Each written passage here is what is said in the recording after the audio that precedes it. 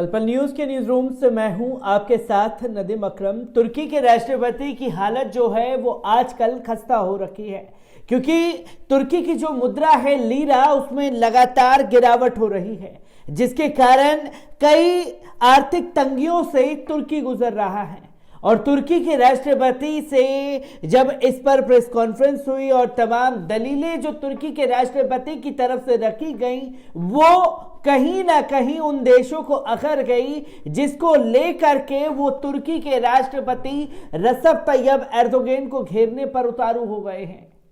जहां तुर्की के राष्ट्रपति ने खास तौर पर कहा कि जो मुद्रा में गिरावट आ रही है वो असल में हम मुसलमान हैं, क्योंकि किसी भी मुद्रा को बढ़ाने के लिए आपको ब्याज दर बढ़ानी होती है और मेरा दीन मुझे इजाजत नहीं देता कि मैं ब्याज दर घटाऊं या बढ़ाऊं, और ब्याज लेना ही इस्लाम में हराम माना जाता है। जिसके चलते कई देश जो हैं उनको लेकर के खड़ी प्रतिक्रिया दे रहे हैं, जिसके कारण से लीरा में गिरावट आ रही है जो कि तुर्की मुद्रा है।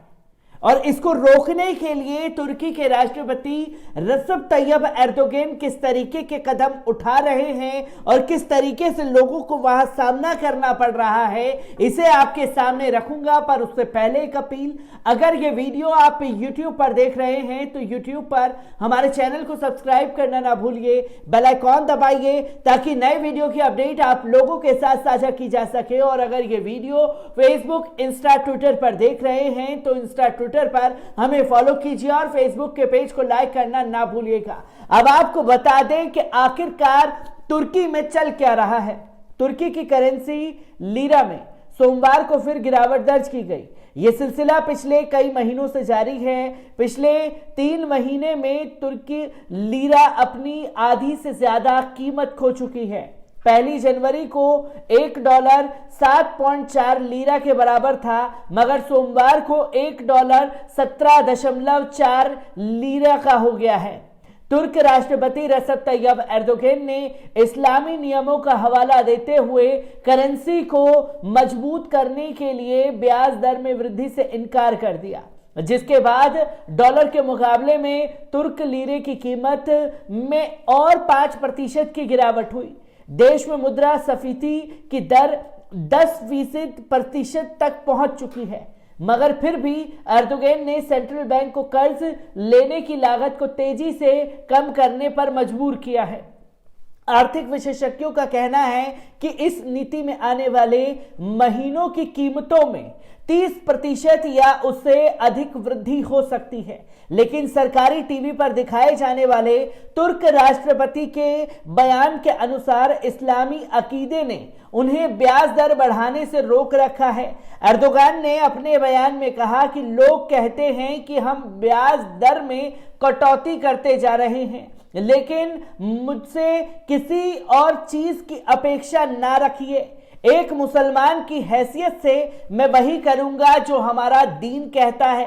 एर्दोगन इससे पहले भी कह चुके हैं कि उनके विचार में ब्याज दर महंगाई को कम करने के बजाय बढ़ती है और ज्यादा ब्याज दर से आर्थिक गतिविधियां कम हो जाती हैं और आर्थिक विकास भी सुस्त पड़ जाता है। लेकिन अगर महंगाई काबू से बाहर हो जाए तो सेंट्रल बैंक मजबूर होकर ब्याज दर बढ़ा सकते हैं।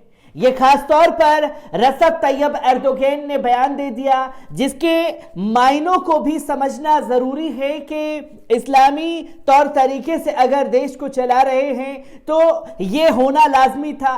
पर कुछ लोगों को ये भी कहना है कि इस्लाम के बहाने जो अपनी गलतियां हैं, खासतौर पर तुर्की के राष्ट्रपति उसे छुपाने की कोशिश कर रहे हैं, क्योंकि जो कदम तुर्की के लोगों के लिए उठाए गए वो असल में कितने सही थे या नहीं थे। क्योंकि रसब तैयब एर्दोगन पहले ही दुनिया भर में मुस्लिम नेता के खलीफा बनने की फिराक में है, जिसमें इस्लामी तौर तरीके का बयान दे करके अपने आप को बचाने की कोशिश भी की जा सकती है, जिस पर कई लोग रसब तैयब एर्दोगन पर सवाल उठा रहे हैं कि आखिरकार लीरा में इतनी भारी गिरावट कैसे आ गई और इसको संभालने के लिए क्या कुछ कदम जो है उठाया जा रहा है तुर्की के राष्ट्रपति की तरफ से, और इस पर लीरा का क्या फर्क पड़ा है।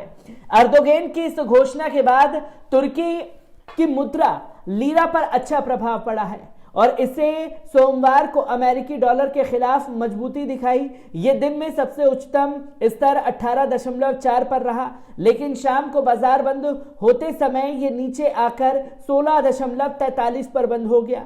ये नए कदम बढ़ते दामों को बढ़ती विनिमय दरों के बीच उठाए गए हैं। सरकार का कहना है कि विनिमय दर तुर्की की मजबूत आर्थिक बुनियाद के उलट है और उन्होंने बढ़ते दामों के लिए जमाखोरों और विशेष वैश्विक कारणों को जिम्मेदार ठहराया है। एर्दोगन ने कहा कि तुर्की के अपनाए गए नए तरीकों के लाभ अगले 3 से 6 महीनों में दिखाई देने लगेंगे। उन्होंने ये भी कहा कि इस तरह की नई नीतियां बनाई गई हैं जो विदेशी मुद्रा में निवेश करने जैसे लाभ तुर्की की मुद्रा लीरा में निवेश करने की तरह ही देगी।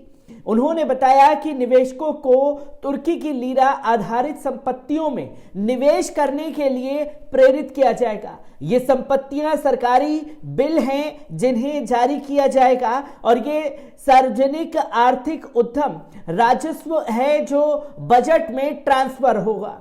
तुर्की के बैंकों से अपनी संपत्तियों को निकालकर घर में रखने को एर्दोगन ने गद्दों के नीचे छिपाई गई बचत बताया है। उन्होंने कहा कि यह बैंक में वापसी आएगी। उन्होंने कहा कि गद्दों के नीचे 280 अरब डॉलर का तकरीबन 5 टन सोना है। बाजार सहभागियों के साथ नए उपाय विकसित किए जाएंगे जो इसे अर्थव्यवस्था में शामिल करेंगे।